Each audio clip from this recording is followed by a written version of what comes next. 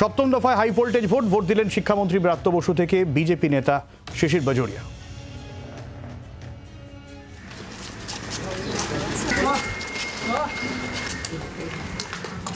দমদমে তো শান্তিপূর্ণ ভোট, সকাল থেকে সমস্ত বাড়ি খবর আসছে। রেজাল্ট খুবই ভালো হবে। আমাদের পশ্চিমবঙ্গে মমতাদি যে কাজ করে গেছেন, যে ধরনের টানা উন্নয়নমুখী প্রকল্প মমতাদি নিয়েছেন এবং সেগুলো গণদেবতার আশীর্বাদ পুরোটাই মমতাদির দিকে যাবে। মমতাদি যে উন্নয়নের যে কাজ করেছেন সেটা গোটা ভারতবর্ষেই আজকে দিক নির্দেশের কাজ করছে।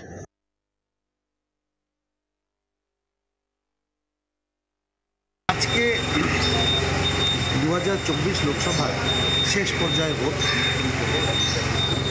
এটা পুরো বিশ্বে সবথেকে বড় একটা ডেমোক্রেটিক পর্ব আজকে সম্পন্ন হবে সন্ধ্যে 6টায়।